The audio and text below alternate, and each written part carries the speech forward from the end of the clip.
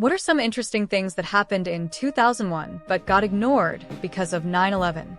It's UK-centric, but an absolutely devastating foot and mouth outbreak tore through the agricultural sector and caused a national crisis. It was front page and headline news, cost the economy billions, and canceled everything from horse racing festivals to elections. About 1 million cows were culled to try and control it. Crazy stuff that thankfully hasn't been repeated. The McDonald's Monopoly game scam had its trial start on September 10, 2001. I was stationed at Walter Reed in DC on September 11th, a week before we lost power for a week. We almost weren't able to take patients on September 11th. I think we opened back up like 3 days earlier. How an entire block of Washington, D.C. loses power for a week is beyond me. Secretary of Defense Donald Rumsfeld announced on September 10th, 2001 that the Pentagon couldn't account for over $2 trillion in funds. The second deadliest aviation accident in U.S. history, American Airlines 587, occurred almost exactly 2 months after September 11th on November 12th. It was still big news at the time, but treated as more insult to injury. Australian airline Ansett collapsed roughly around the same time as 9/11.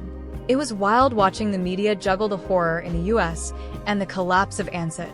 The first Shrek film debuted, and the sad death of R&B singer Aaliyah also occurred in 2001.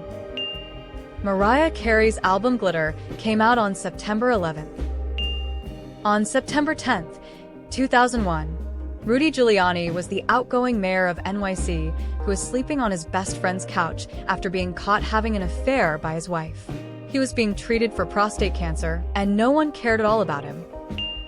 WWE, then named WWF, purchased WCW, thereby winning the fierce competition that the two companies had been in for some years and giving the WWF an effective monopoly of professional wrestling. Enron collapsed, punctuating the end of the dot-com crash. My and many other families experienced a terrible Christmas that year. Many of us lost homes. Most of the dot-com victims never fully recovered from that crash before we were hit again in 08. I grew up jaded. I was over corporate overlords and the government by the time I was 10. Nothing short of revolution will satisfy most as kids and adults who got hit twice like that. The disappearance of Dr. Sneha and Philip never came home on September 10th, and 9/11 pretty much guaranteed no police were available to look into her disappearance. Her family wants to believe she died at the WTC trying to help people, but it's really doubtful.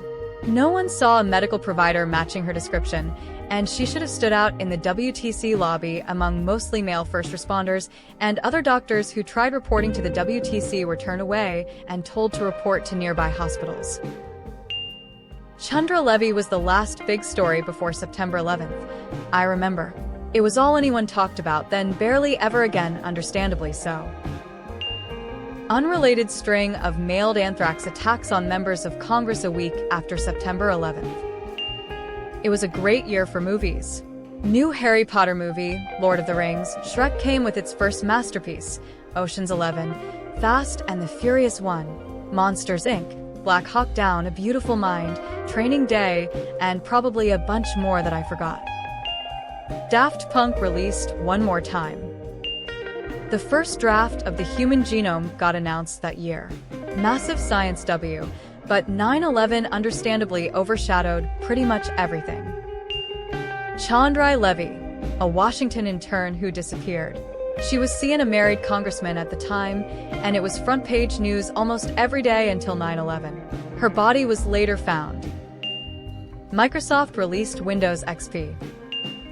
GTA 3 launched about a month after September 11th. Everyone thinks of San Andreas as the game that made the series a juggernaut, but in reality, was this one. Did have some minor edits as a result of 9/11, but still sold pretty well. Earlier that year, the terrible news footage of the wedding guests dancing at a wedding reception only to have the floor collapse beneath them. I'm not 100% sure what country it was from. The reception was several floors up.